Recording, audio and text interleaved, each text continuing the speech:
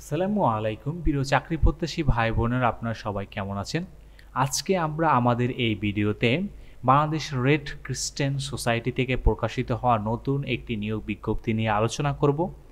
এই নিয়োগ বিজ্ঞপ্তিতে আবেদন করার সমস্ত বিষয়গুলো নিয়েই আমরা এখানে আলোচনা করব। আপনারা কতজন আবেদন করতে পারবেন, কোথা থেকে আবেদন করতে পারবেন, আবেদন করার প্রসেস, শিক্ষাগত যোগ্যতা, সমস্ত বিষয়গুলো আপনি আমাদের এই ভিডিওর মাধ্যমে জানতে পারবেন। চলুন কথা না বাড়িয়ে মূল ভিডিওতে প্রবেশ করা যাক। তবে মূল ভিডিওতে প্রবেশ করার আগে আপনাদের কাছে একটা অনুরোধ, আপনি যদি আমাদের চ্যানেলে নতুন হয়ে থাকেন তবে আপনি আমাদের চ্যানেলটি সাবস্ক্রাইব করতে কিন্তু ভুলবেন না। চলুন আমরা মূল ভিডিওতে প্রবেশ করি এবং নতুন যে নিয়োগ বিজ্ঞপ্তিটা প্রকাশিত হয়েছে এই নিয়োগ বিজ্ঞপ্তি সংক্রান্ত সকল বিষয় আমরা দেখি। এখানে কিন্তু আপনারা দেখতে পাচ্ছেন বাংলাদেশ রেড ক্রিসেন্ট সোসাইটি এই নিয়োগ বিজ্ঞপ্তিটা তারা তাদের নিজস্ব ওয়েবসাইট থেকেই প্রকাশিত করেছে বিডিজবসের মাধ্যমে।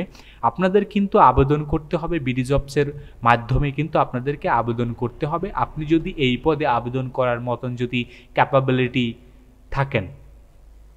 এখানে কিন্তু তারা পদের নাম বলেছে মেকানিক্যাল, মূলত তারা মেকানিক্যাল পদে লোক নিবে এবং আপনার কাজের স্থান কিন্তু হবে বাংলাদেশ রেড ক্রিসেন্ট সোসাইটির যে সদর দপ্তর রয়েছে এই সদর দপ্তরই কিন্তু আপনার মূল অফিস যেখানে রয়েছে হেড অফিস বাংলাদেশের, এখানে কিন্তু আপনার কাজের কর্মস্থান হবে। আপনার কাজটা পূর্ণকালীন বলতে এখানে আপনি যতদিন শক্তি সম্পন্ন থাকবে, আপনি যতদিন সার্ভিস দিতে পারবেন ততদিন কিন্তু আপনার চাকরি এখানে বহাল থাকবে। আমরা জানি সাধারণত কিন্তু অনেক সময় কন্ট্রাকচুয়াল জব হয়, তবে এটা আসলে কোনো ধরনের কন্ট্রাকচুয়াল জব নয়, পূর্ণকালীন জব। আপনার কিন্তু মূলত দায়িত্ব হলো যান্ত্রিক সুপারভাইজার পদে কিন্তু আপনাকে মূলত কাজ করতে হবে। যেহেতু আপনাকে মেকানিক্যাল হিসেবে নিয়োগ দেওয়া হবে পদের নাম, বাট মূলত আপনি কিন্তু এখানে দায়িত্ব পালন করবেন যান্ত্রিক সুপারভাইজার হিসাবে।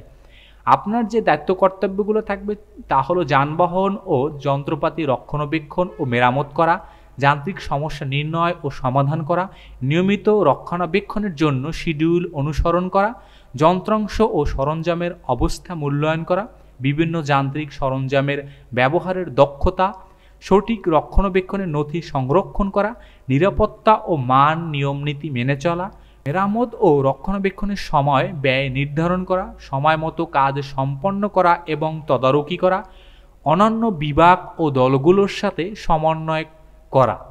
এগুলো হলো আপনার মূলত কাজ বা আপনার কর্তব্য থাকবে।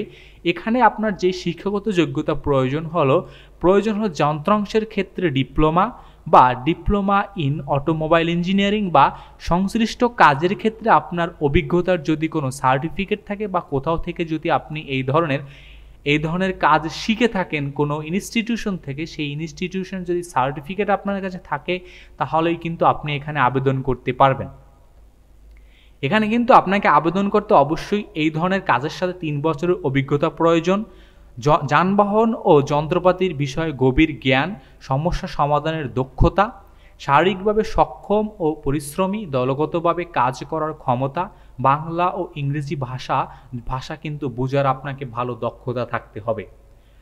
তারা এখানে কিন্তু কতজন লোক নিবে এবং বেতন স্কেল কিন্তু তারা সঠিক কিন্তু এখানে তারা উল্লেখ করেনি। এখানে কিন্তু তারা বলেছে প্রতিযোগিতামূলক বেতন, এখানে বাংলাদেশের যেই বেতন কাঠামো অনুযায়ী যেই ধরনের বেতন হয়ে থাকে সেই রকমেরই বেতন কিন্তু আপনার এখানে সাধারণত ধরা হবে। পাশাপাশি কিন্তু আপনাকে চিকিৎসা সুবিধা, বার্ষিক বোনাস, পেশাগত উন্নয়নের সুযোগ, আপনি যদি এক্সপিরিয়েন্স হন তাহলে কিন্তু আপনার প্রমোশনের সুযোগও কিন্তু এখানে রয়েছে। আপনার এই রিলেভেন্ট সেক্টরে কিন্তু আপনি প্রমোশন আপনার হতে পারে। তো আপনারা যারা আবেদন করবেন তারা কিন্তু অ্যাপ্লাই নাও বাটনে ক্লিক করে কিন্তু আবেদন করতে পারবেন। তবে আবেদনটা কিন্তু আপনাকে বিডিজবসের মাধ্যমেই করতে হবে। এখানে ক্লিক করলে আপনি সরাসরি বিডিজবসের প্রম্পটে চলে যাবেন, ওখানে গিয়ে আপনি কিন্তু আবেদন করতে পারবেন। আবেদনের শেষ সময় হলো 4 আগস্ট। অতএব আপনারা যারা আবেদন করবেন তো খুব দ্রুতই এখনই আবেদন করে ফেলেন। তো ধন্যবাদ আপনাদেরকে এতক্ষণ আমাদের সাথে থাকার জন্য। আর আপনি এখনও যদি আমাদের চ্যানেলটি সাবস্ক্রাইব করে না থাকেন তবে আমাদের চ্যানেলটি সাবস্ক্রাইব করতে কিন্তু ভুলবেন না।